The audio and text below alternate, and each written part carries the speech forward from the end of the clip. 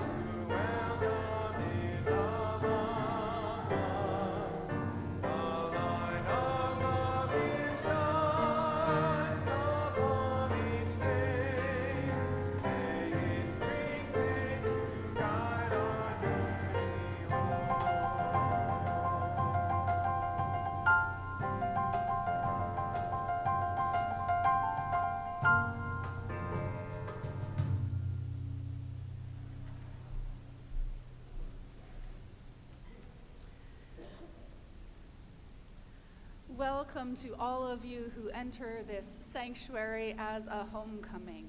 Whether you are here with us for the first time or the 100th time or the 1000th time, we hope you find a home here with us at the Unitarian Society this morning and every morning as we live into this beautiful and heartbreaking world.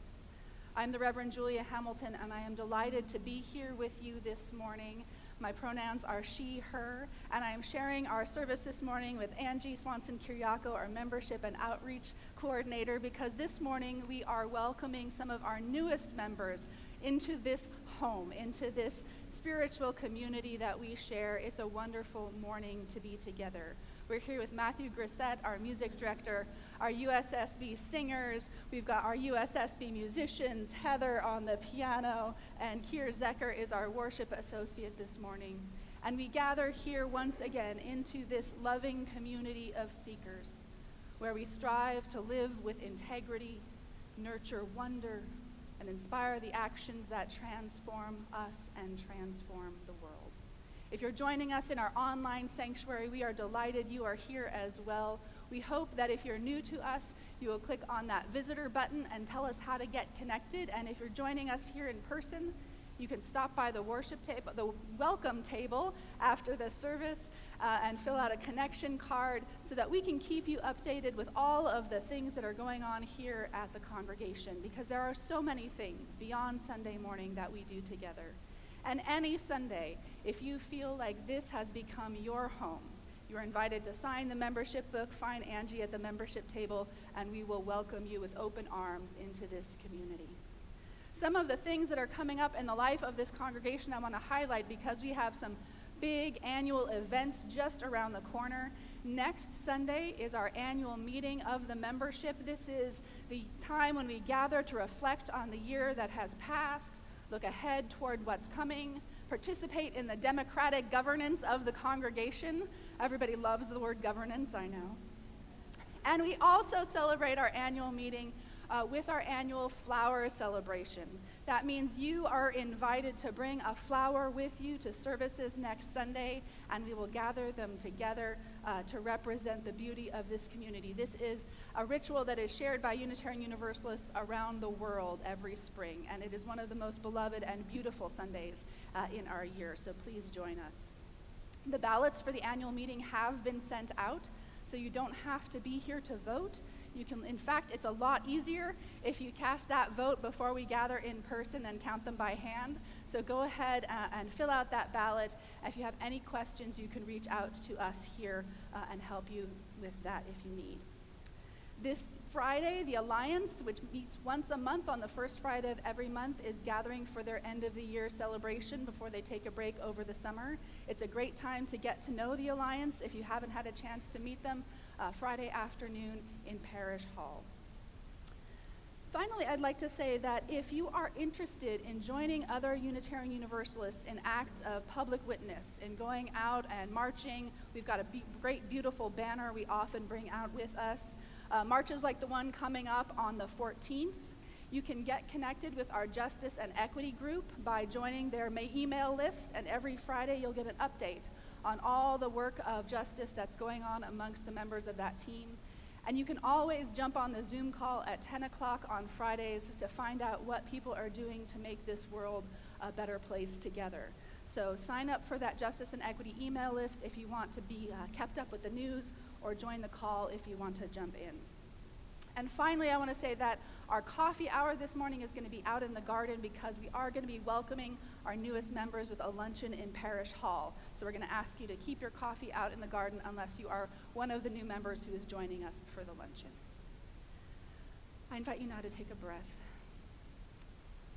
I invite myself to take a breath. You all are a busy community. It's wonderful. Let us bring ourselves here to this moment together. Give ourselves the gift of community as we ring our bell and let the sound connect us.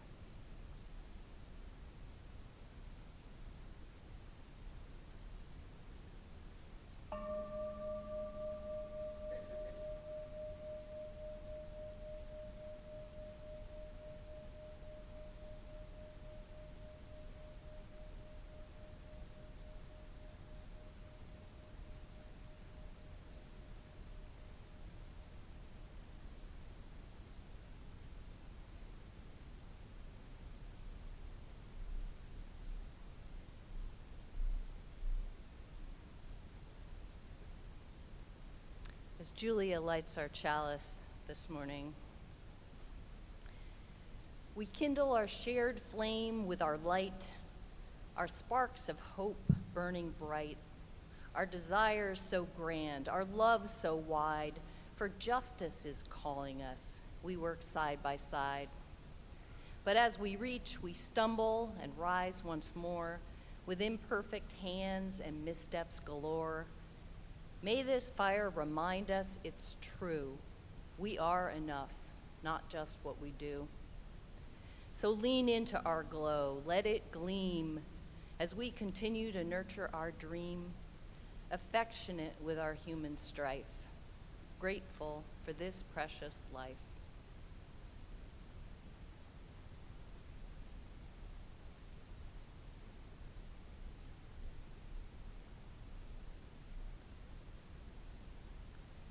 Thank you, Kier, for reminding us of the preciousness of this life that we share together. Every time a member of this congregation dies, we light a candle of memory to honor their life here among us. This has been a heavy week, my friends, and this morning we have 4 names to read into our collective heart. We remember this morning Albert Melkonian, Harlan Peterson, Tom Sheff, and Ted Stern. 4 remarkable men, all over the age of 90.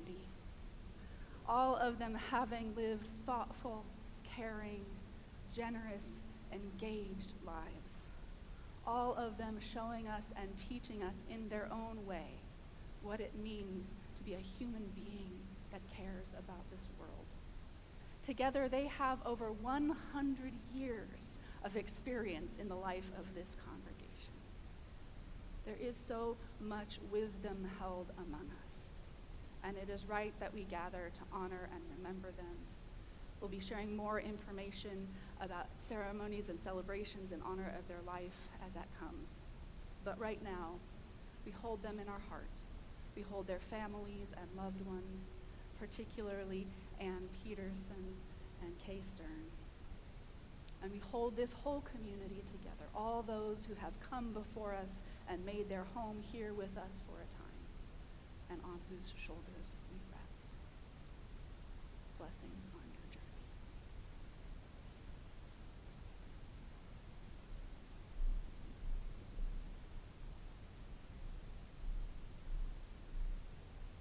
We lift up the good times and the hard times here together, and we have a good thing this morning. Sarah, if you want to come up and share with us our good thing this morning. Good morning. Many of you know I'm a teacher in the Santa Barbara School District, and this past Tuesday, our school board passed a resolution formally recognizing Pride Month. And our school district said that they will neither mandate nor prevent schools from flying the pride flag. And the Santa Barbara Teachers Association went out and bought a pride flag for every school and sent them to the principals. And they encourage teachers to talk to their principals, and my school, which is an elementary school, has a lot of allies, including our principal. So starting tomorrow, we will be flying the pride flag on our main campus flagpole. And we will show everybody that we are a welcoming, inclusive space.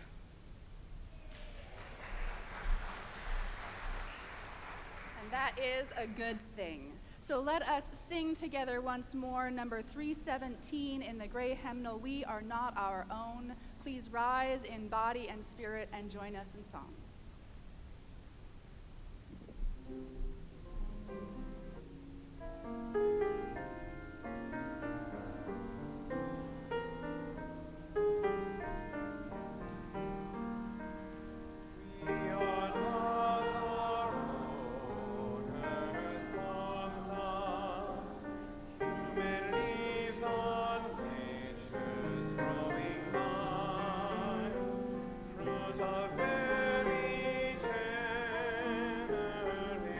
Generations, see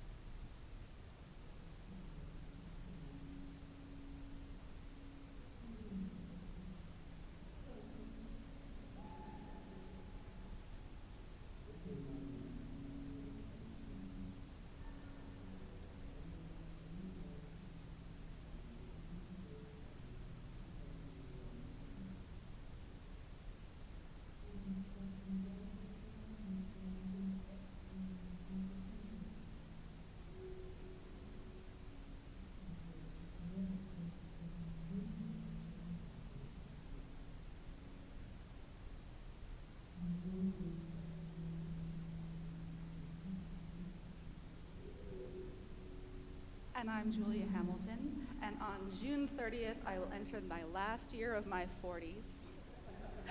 And I want to give a shout out to Mary Grimm, who's joining us most every Sunday at home, who has a milestone birthday this June as well.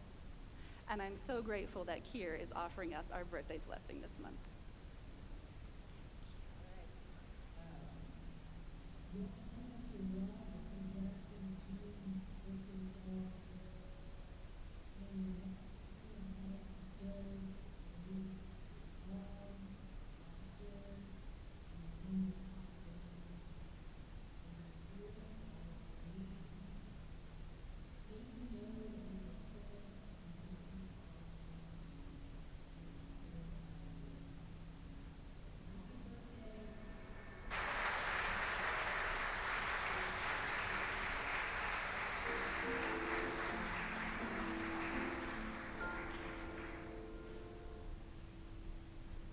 At this point in the service, we are going to sing our kids out to their classes this morning. However, if you're one of our new member families, and we're going to be bringing you up here in just a moment, you're welcome to stay together as a family, and then if your kids want to be a part of that ceremony, and then go to their classes after that. So you can leave now, or you can stay for just a few more minutes and leave after that, your choice. Let us sing our kids out to their classes.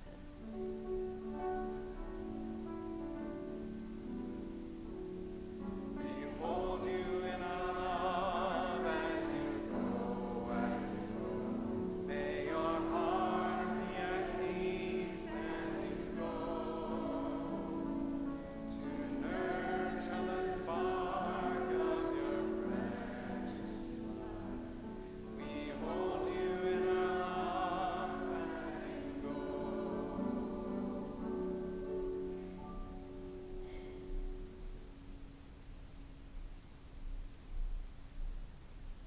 I would like to invite Angie and Sally, a membership ministry team member, up to join me here on the chancel. And in just a moment, there is going to be something for everyone to do. So if you're in the congregation, there's an insert in your order of service. And if you're coming up here, bring that insert with you because it's got some words on it that we're going to read together. Now, 2 or 3 times a year, we do a special welcome for the newest members of the congregation as part of our Sunday service. And this morning, we are going to read out the names of 25 new members and their kids that we are welcoming today. Now, not every single person is here with us in person. Some are joining us online. Some had to be elsewhere. But we're going to read everyone's name to recognize them and honor them. And when you hear your name, come on up. And I'm going to grab one of those inserts from Angie because it has the names on it. So when you hear your name, and we're just going to kind of have to cluster up here on the chancel together. So we recognize Eberhard Bruner, Brad Gaffney, Ann Harbaugh, Dan Lane with Clark and Theo, Craig and Shannon Lewis, Solis McGettigan, Alex Overby and Brent Wells, Whitney Rubison, Jean Urban, Tom Owen Toll and Loretta Salisbury, Randine and Travis Maniac with Carver and Kaya, Drew Carmichael and Kat Consola, Sarah Davis with Dylan and Simon, who were here earlier, Sterling Keeley, Isaac Laris, Rose Marr, Abby Olson with Huxley, Colleen Repke, Jamie Tate with Sebastian, and Rachel Yoder with Leo. Come on up. You can just kind of, clump together. If we need to make 2 rows, that's fine. Come on up.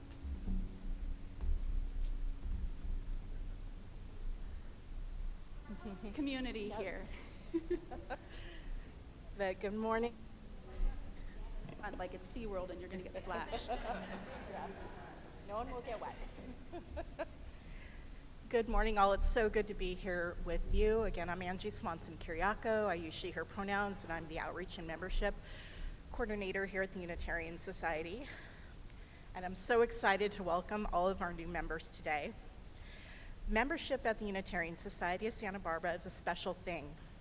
It's not the same as joining a gym or a social club or some other worthy organization that will send you a bumper sticker in return for an annual donation.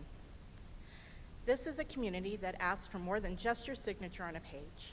We ask that you show up as your full self, all your hopes and fears, struggles and joys, questions and commitments. In return, we hope you find here meaningful connections and a place to grow and learn and thrive as the wonderful human beings you are.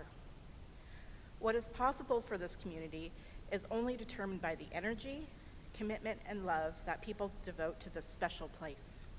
Because after all, you, our members, you are the Unitarian Society of Santa Barbara. I'd like to now ask Sally, one of our leaders of our membership ministry team, to give you a small welcome gift.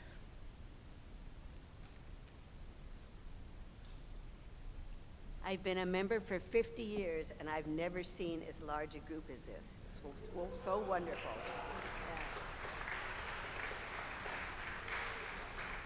So, please accept this flower as a sign of welcome into our congregation.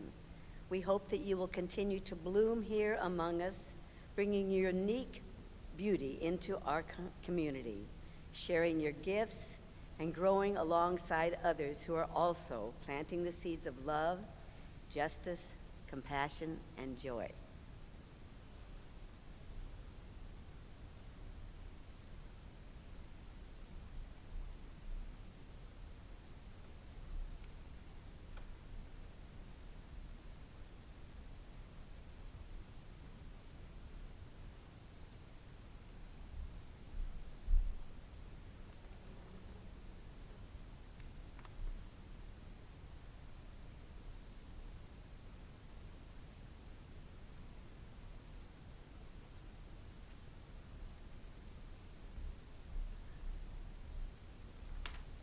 Now, will the congregation please join me in reading the words of welcome that are in your order of service on the screen. If you're joining us from home, we hope you will read them out loud with us. We welcome you into our community. We offer you our support, encouragement, and love as we travel this path together.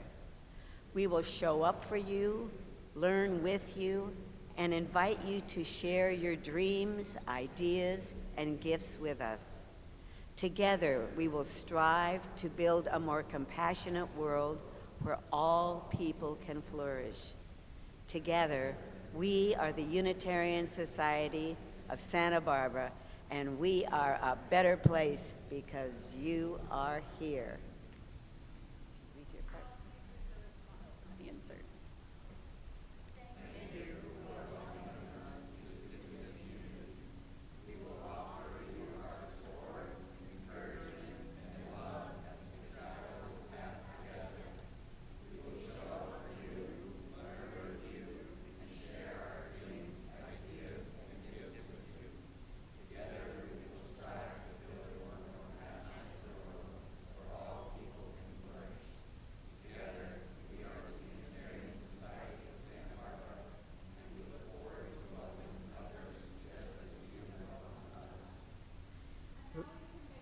Noise.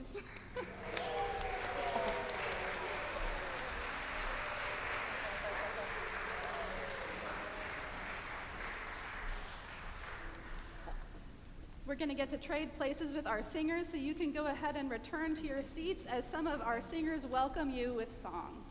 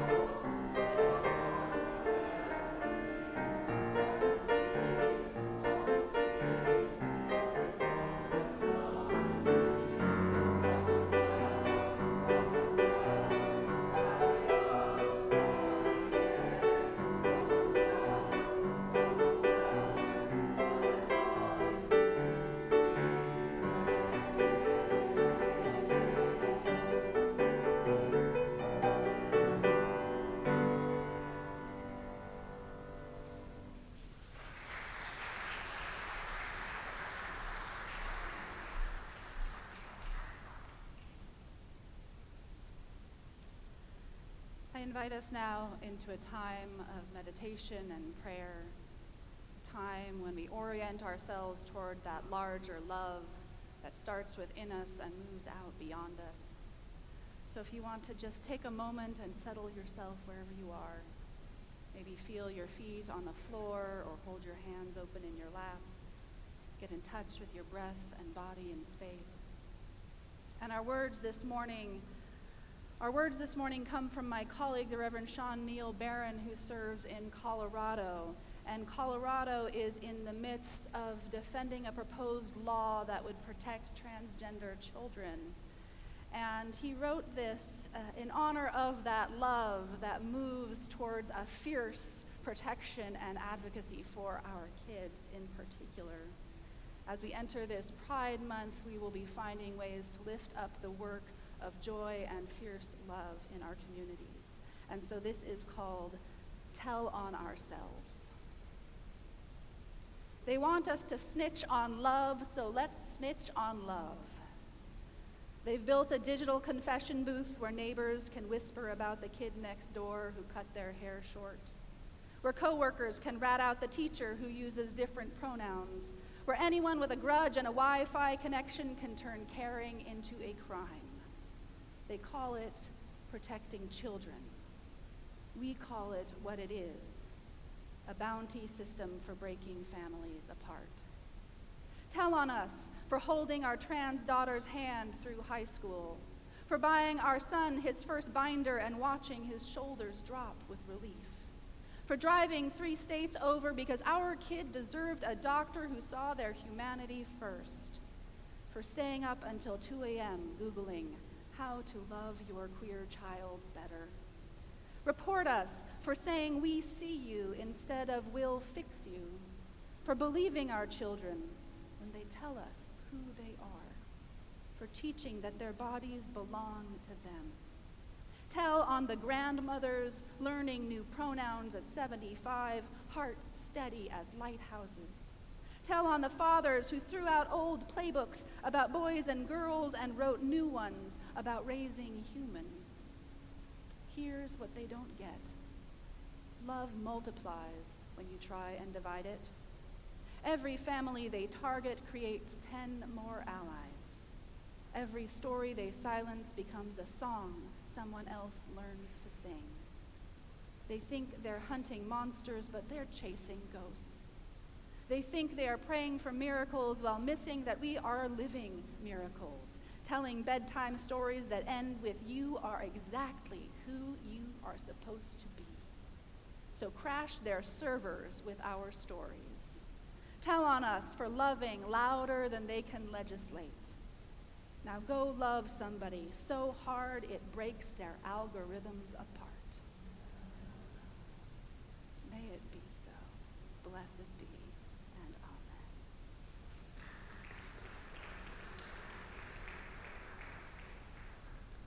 Let us enter into a time of quiet, not the quiet of acceptance and resignation, but that quiet space where we ground ourselves in that fierce love that starts like a flame here and roars out into a world in need of love and care.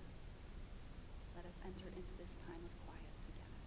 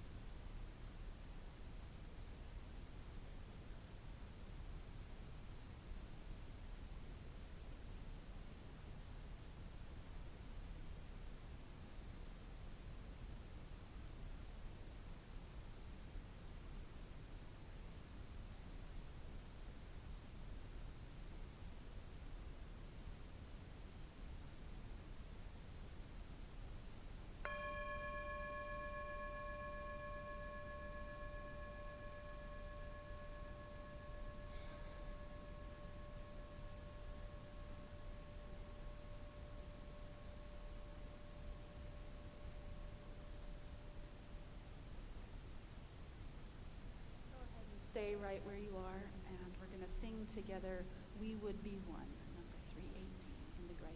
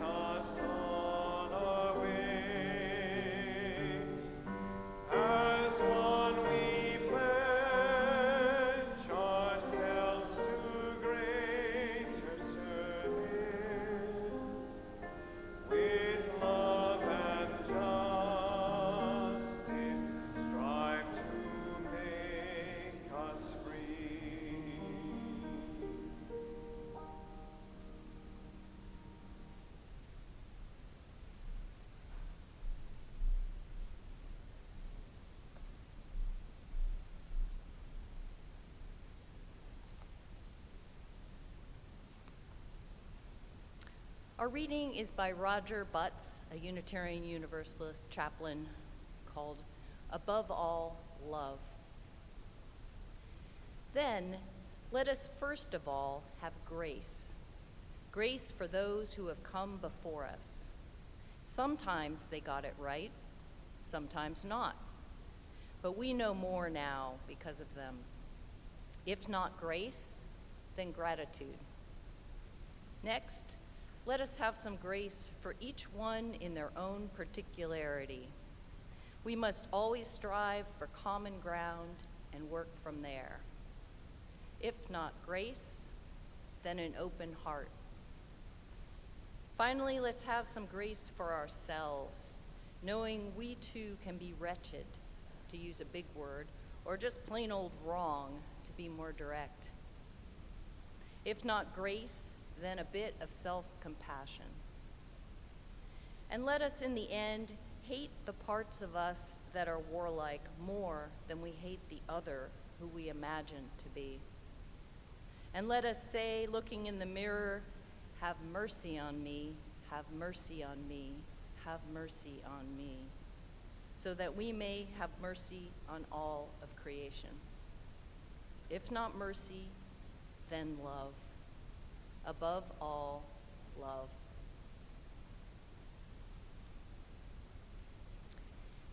Each month here at the Unitarian Society, we share our portion of our offering with a group or organization that's living out our values in the world. And our outreach offering for June is for Juneteenth, Santa Barbara.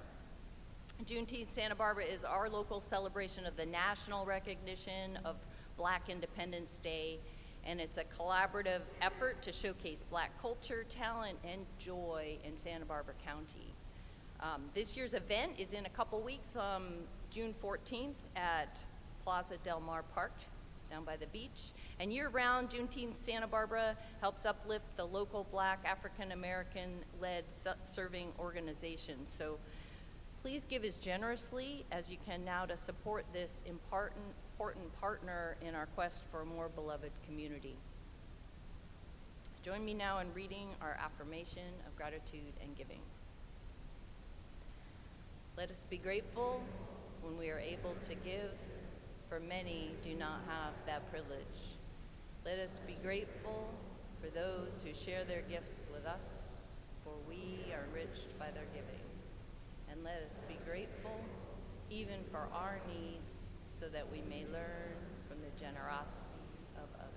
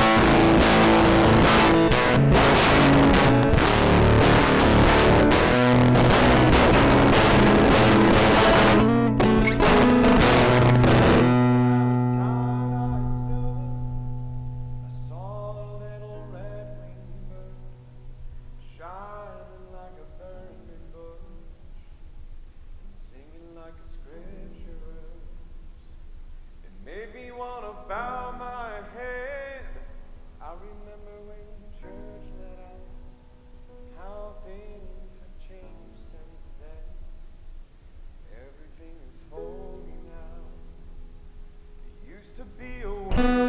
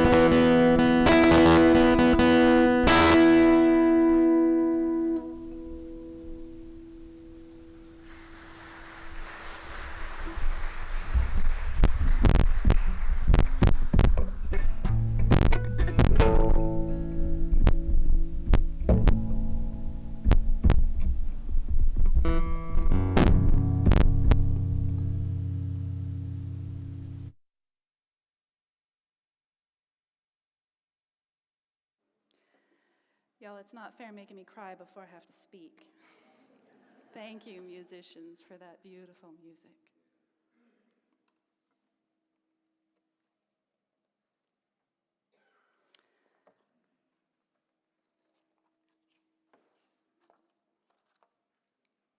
Good morning.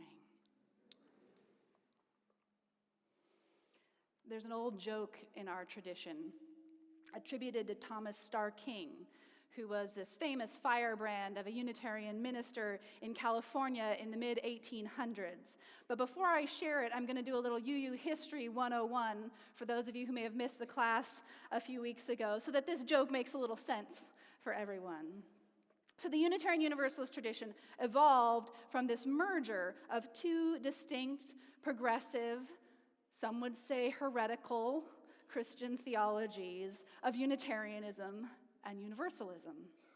Our roots lie with those who have always been on the margins of Christianity, asking questions and pushing the envelope theologically, until eventually we pushed ourselves right out of traditional theology altogether into the open field of pluralism, which is where we are now. But back to our origin story and that 175-year-old joke. So the Universalists were known for preaching about a loving God who never sent anyone off to eternal damnation. They were the no-hell church, as people called them. And they believed in this idea of universal salvation, which is where they got their name, Universalists. And Unitarians were known for being focused more on morality and ethics. They preached, among other things, that Jesus was not God, not the Trinitarian position, which is why they were called Unitarians instead. And instead of being God, that Jesus was a teacher, a moral exemplar, teaching people how to, as the biblical text said, do justice, love mercy, and walk humbly with your God. The Unitarians were interested in what goodness and justice looked like through the lives we lived, rather than what we believed. The Universalists were often more popular in rural, poorer communities, and the Unitarians, who were generally wealthier and more educated, held power in urban centers like Boston and Philadelphia. But eventually, these two traditions grew closer and closer together until in 1961, they joined forces and we became that mouthful of a name, Unitarian Universalism. And those of you who are new here are going to have to practice saying that long name. But long before the merger, there was Thomas Starr King. He was born into a Universalist family in New York, and he became a Unitarian minister, making him one of the first Unitarian Universalists 100 years before they officially joined together. So here's the joke. Thomas Starr King was out walking with a childhood friend of his who was trying to understand the difference between these two denominations. Well, said Starr King, Universalists think God is too good to damn them, while Unitarians think they are too good to be damned. This was very witty theological humor in 1850. It was a dig at the Unitarians, of course, who were thought to look down slightly on their Universalist country cousins. The Unitarians of that era had a little bit of a reputation for getting a little self-righteous, you see, always telling everyone how to behave as if they alone were smart enough to see the injustices of the world and everyone else was always falling short. Thank goodness we never slip into that kind of self-righteousness anymore. I tell this joke not because it has a banger of a punchline, but because I think it illustrates this tension that we have always wrestled with. As a faith tradition that puts emphasis on deeds, not creeds, that thinks it's more important to focus on how we live our lives right now than worry about what happens after we die, how do we deal with that stress of living up to our own self-imposed high moral standards? If we are defined by our actions, not our beliefs, then what if our actions from time to time and the actions of others are less than perfect? Does that mean we have failed as Unitarian Universalists and that Star King, whose name is on one of our windows, is looking down at us and shaking his head in disappointment? How many of our beloved quotes and speakers exhort us to take responsibility for living our values? We are the ones we've been waiting for, after all. I recently read this quote by the wonderful climate activist and writer Joanna Macy. If the world is to be healed through human efforts, I am convinced it will be by ordinary people, people whose love for this life is even greater than their fear. And at first, I'm like, right on, exactly. Ordinary people are going to heal this world. Wait a minute, that's us. That's a lot of pressure to heal the world. This is urgent and important, and if we don't do everything in our power every second of the day, we will have not let down ourselves alone, but the whole world along with us. We may have let go of the project of saving our own individual souls, but we have run the risk of taking on a much bigger project, that of saving everyone. That's a lot of pressure to put on each other. We may have let go of the idea of a judgmental God, but that doesn't mean we have let go of the idea of judging one another or ourselves. So how do we offer grace in this situation? Grace for each other and our neighbors, while at the same time holding on to those values that are important, that are critical, and that I do believe save us together. How many of you here in this room have felt judged at one point or another because you have not lived up to a stated and publicly shared value? You can raise your hand if you want, you don't have to, right? A lot of folks. It could be something very small, someone catching your eye disapprovingly as you drop the bottle in the trash instead of seeking out a recycling container. It could be driving to work when you made a great big deal with your family about how you were going to ride your bike every day. It could be that protest that you said you were going to show up for, and you get those texts from your friends saying, "Where are you? We're by the fountain," and you are on the couch. These are small things, little dings in our ego perhaps, gaps between who we want to be, who we sincerely want to be, and who we are as human beings. And these little things can add up in the weight on our spirits. But there are larger things too, of course. More significant ways we slip up. More significant ways we hurt ourselves and each other sometimes. Repeating harmful habits we said we would break. Promises not kept. An unkind word or a raised voice. an unconscious bias that slips out into a hurtful assumption. We want to be loving and thoughtful and kind and generous and disciplined at all times. Not just for show, not just for piety's sake, but because we believe that it matters. It wouldn't bother us if it didn't matter so much. Every Sunday, we get up here together and we talk about how much it matters, that we hold these values in common and we work to make them real among us. The stakes can feel so high, and these times, my friends, these times are demanding the very best from us. And that's the key word, us. I talk a lot about the power of collective action, about how we are stronger together. And many of you are here in this congregation because you want to throw yourself into the work of building a better world with people who are dedicated to those same values. We know that we build power by coming together. We can do great things when we come together. But this morning I want to highlight an often overlooked quality of being part of a group, and that is that collective action is also what makes room for individual failure. Collective action makes room for us to be human. I know it seems counterintuitive, but failing with other people around you is better than failing alone. So let's start with a simple example, right? Postcard writing to our elected representatives. We know that if I write one postcard, drop in the bucket. If a bunch of us get together after a service and we send 500 postcards, well then we might have the power to have our voices heard. If I put the wrong address on my one postcard and drop it in the mail and it gets lost, well then that thought, that voice, that value gets lost too.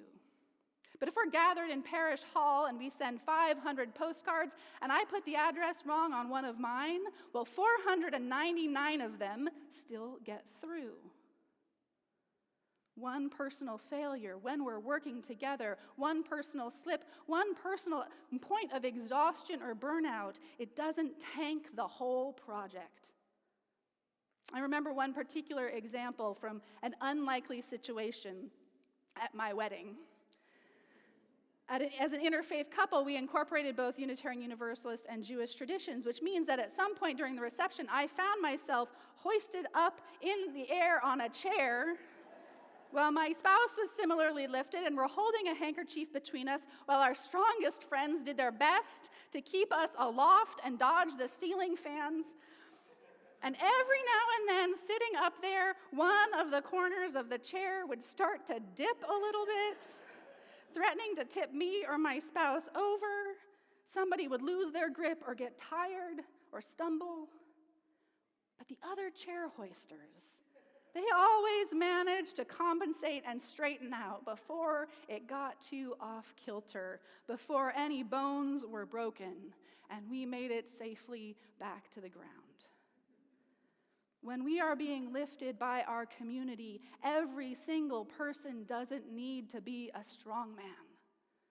It doesn't mean that no one can falter or slip or get tired. It simply means that we need to have enough strength together to cover the gaps and keep things aloft. The job is to right the chair when it inevitably tilts, not to keep it perfectly balanced as if it were on stable ground. I think about this in more consequential ways, too. I think about the power, for example, of Alcoholics Anonymous groups. There are a lot of different models for dealing with addiction. This is not the only one, but one of the reasons people find this space so healing is because they are one of the few places where a group has managed to hold on to strong values, but also make plenty of space for personal failings. No matter how many times you relapse, you are always welcome in a meeting. The group's values of sobriety and honesty are not threatened when one person falls down. There can be deep grace in communities like this, even while holding a high-level commitment to deep and important values. And it comes with accountability, of course. That's one of the values of the group, taking accountability for your mistakes when they happen. But the values of the group are strong enough to hold together even when individuals fall apart. Even when individuals fall apart, when we hold values together, we become strong enough to survive. Failing with other people around you is better than failing alone. This is not a message we receive very often in the dominant culture. In this day and age of constant documentation, of an internet that never forgets, a video that can go viral in an instant, there is this very real fear that any mistake, any perceived hypocrisy, any lapse in judgment will be with you forever.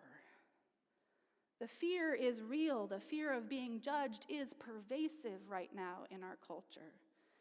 The individualism that haunts us is not a problem just because of that myth of individual success, that pull yourself up by your own bootstraps myth, that rugged hero alone against the system, that self-made billionaire.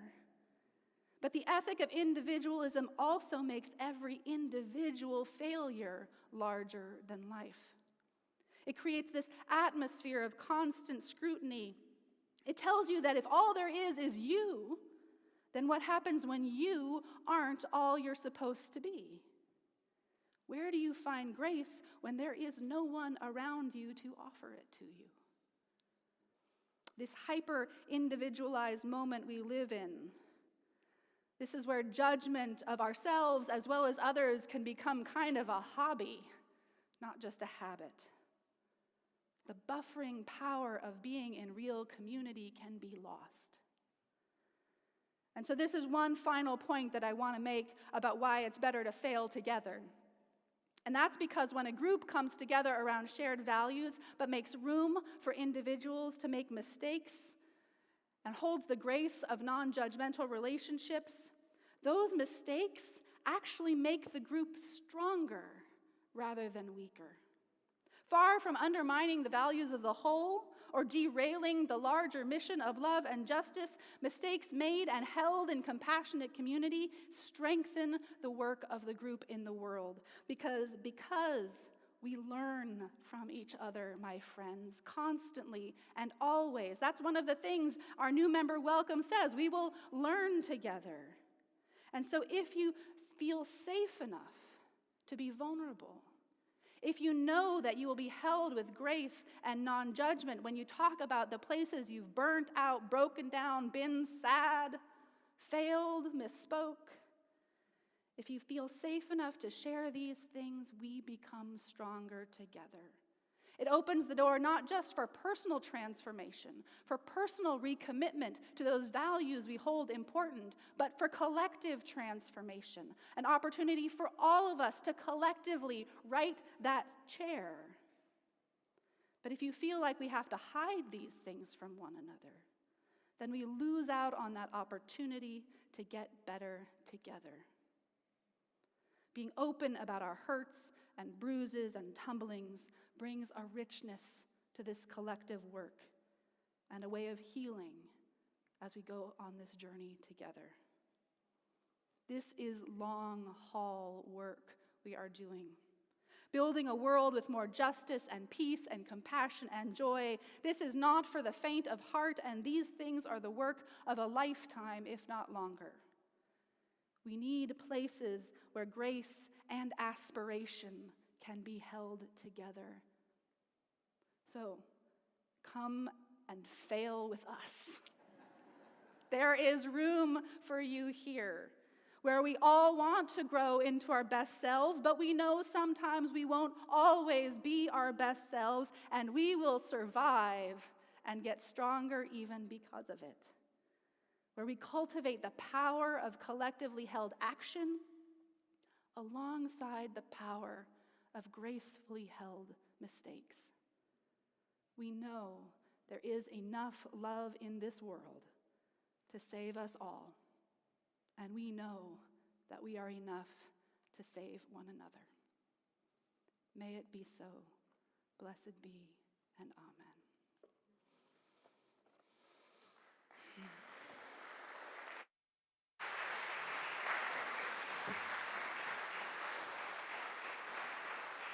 Let us rise in body and spirit to sing together, Love Will Guide Us. It's number 131.